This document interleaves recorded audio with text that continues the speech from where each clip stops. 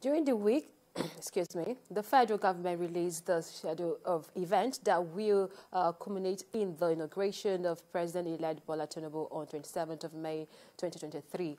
And the schedule of the activities for the 2023 presidential inauguration released by the Secretary to the Government of the Federation, Boss Mustafa, the President-elect will be conferred with the highest national honor of Grand Commander of the Order of the Federal Republic on 25th May ahead of his 29th May inauguration. Mustafa said all the event will be broadcast live on all major stations and streamed on various social media platforms. The Transition Council chairperson added that invited president, heads of government and national organizations heads have confirmed their attendance to grace the event. And to discuss this, I still have Justice Ojeno, a lawyer, excuse me, and I have Olufemi Lawson-Viezum. Olufemi, let me come to you. I guess you are looking forward to the inauguration day.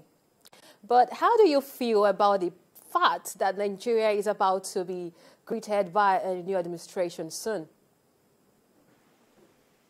In all fairness, from my own assessment of the situation, Nigerians are more interested and looking forward more to May 29th than, in fact, Nigerians are less interested from my own view in some of these activities that have been lined up towards the inauguration of Asiwaju Bola Ahmed Tinubu as the president of Nigeria come May 29, because the current situation of the country actually does not really encourage some of those fanfare and activities that will precede the swearing of Asiwaju as president on May 29th, especially when you look at the country that was bequeathed on the outgoing president in 2015, and the country will be leaving behind, on May 29th, 2023.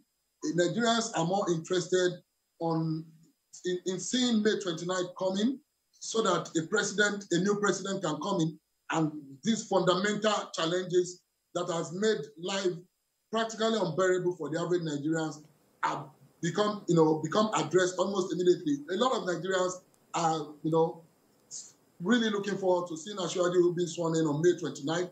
They are less interested in some of these activities, and that is why, in my view, some of these activities may attract lesser audience and interest than May 29th, when Nigerians are looking forward to seeing Asiwaju being sworn in as the president, so that we can have another president who may be able to address these challenges that is practically making Nigerians, becoming so unfortunate, if I want to put it, that they are Nigerians today. So for me as a Nigerian, I look forward more to May 29th, 2023 than these days that are preceding the swearing in of Asiwaju as president. And I think that is more or less the reality on the street.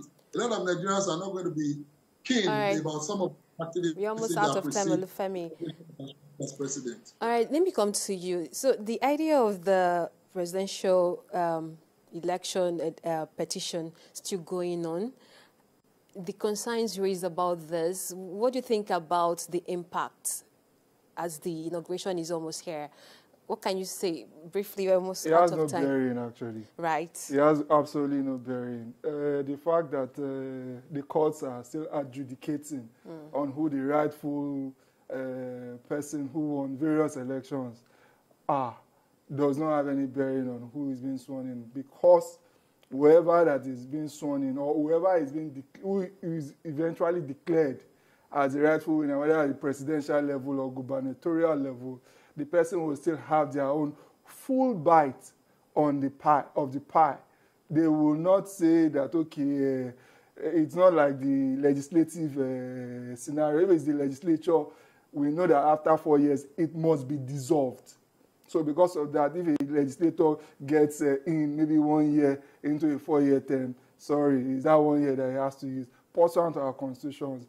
But if it's an executive position like the president or the governor of a state, they will still have their own full term and tenure to be able to deliver any of the deliverables that is required from their office. Right, gentlemen. I've been speaking to Justice Ojeno, a lawyer, and I have Olufemi Lawson, Executive Director, Center for Public Accountability, given so much conversation towards these topics. Thank you, gentlemen, for coming on the show. It's my pleasure. Great pleasure. All right.